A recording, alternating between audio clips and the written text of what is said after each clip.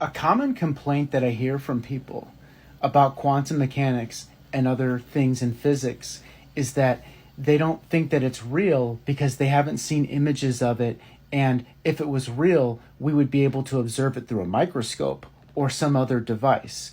And the response to that is actually very complicated because it's a reasonable question to ask: why can't we observe the quantum world with a microscope? The answer is that light itself, we see things by diffracting it and by reflecting it off of objects. But the wavelength of light itself is not that small. In fact, we actually have the wavelength of light is many thousands of times larger than the atom or other quantum objects like the electron, for example. It's millions of times larger. Now, what I mean about that is the wavelength of visible light. Obviously, we can make light smaller wavelength than visible light, but then it becomes extremely high energy.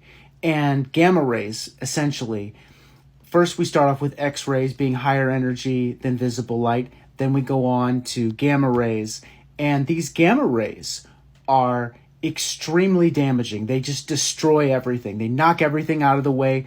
They can't really be used to observe objects. They disturb them too much, in other words. It's like hitting something with a bullet. It's like, oh, I saw it. Not really. You smashed it.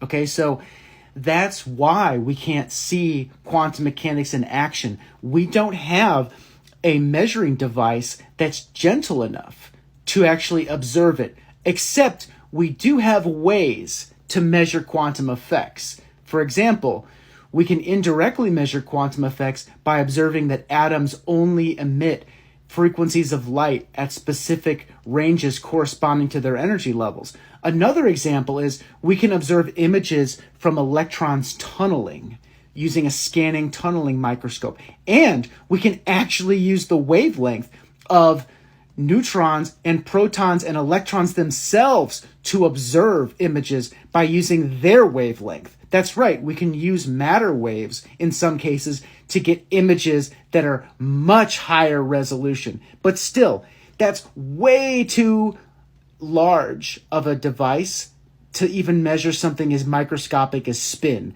That's a quantum property of a field.